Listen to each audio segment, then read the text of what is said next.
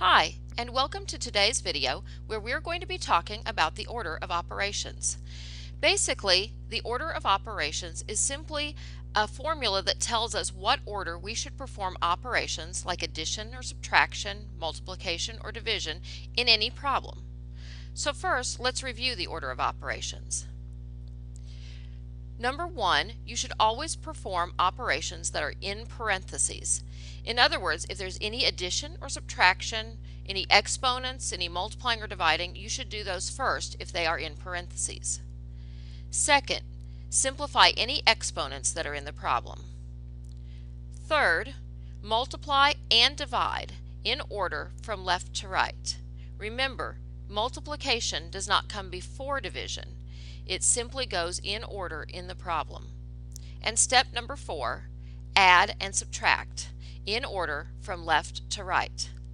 Some people remember this with just a little short phrase called PEMDAS, P-E-M-D-A-S, which is just the first letters of each of those words. Or you might remember, please excuse my dear Aunt Sally, which again is just the first letter of those words. So let's do a couple of problems together. Looking at this problem, we see that there are parentheses, and within the first set of parentheses there is an operation of addition. We're going to do that operation first. So negative 5 plus 2 is negative 3. We're going to rewrite the problem and simply replace the parentheses with a negative 3. Now, as we look at this next step, we see that there are two multiplication problems in this. There's 3 multiplied by negative 3 and 2 multiplied by 3. We can do both of those at the same time. So we will have 3 times negative 3, which is negative 9, and 2 times 3, which is 6. That makes our problem negative 9 minus 8 plus 6.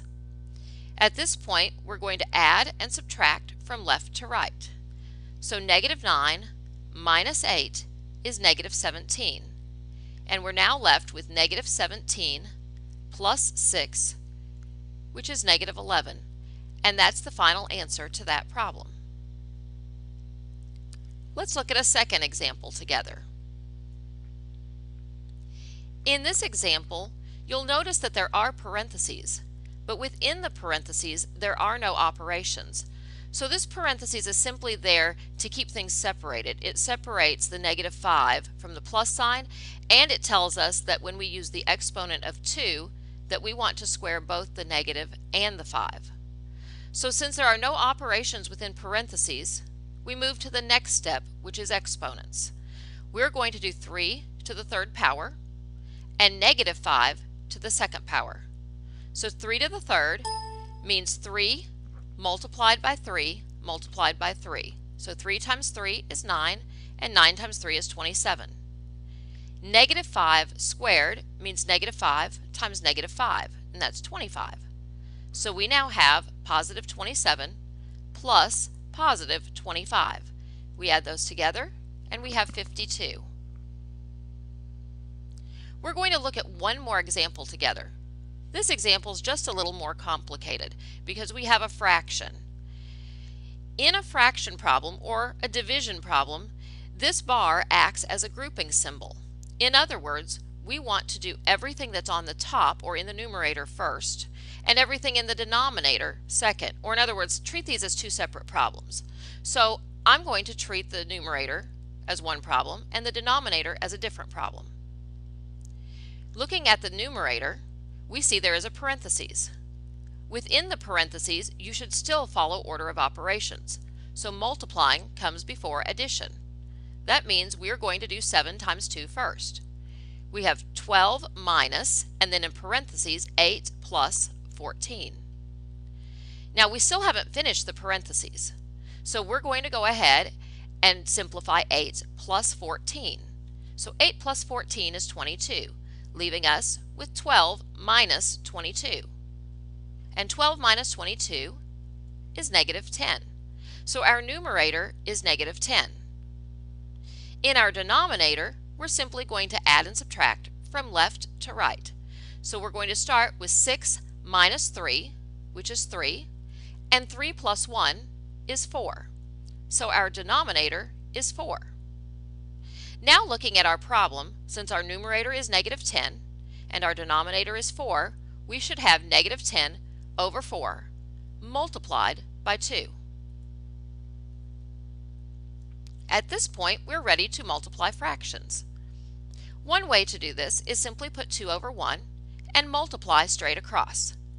That would give us negative 20 over 4. And negative 20 divided by 4 is negative 5, which is our final answer. However, there's another way that we could do this that might be even better. Remember, when you're multiplying fractions, you can reduce those fractions before you multiply. For example, in this problem, negative 10 and 4 can be reduced by dividing both of them by 2 and making that a negative 5 and 2. Now we still have a 2 in the numerator and a 2 in the denominator. Those can reduce to make a 1. So we're going to reduce those, and each of those is a 1. And so what we're left with is negative 5 times 1, which is negative 5, over 1, which is negative 5. And so negative 5 is again the answer to our problem. So that's how you do order of operations. Remember, parentheses, exponents, multiply and divide from left to right, and add and subtract from left to right. Thank you for watching today's lesson.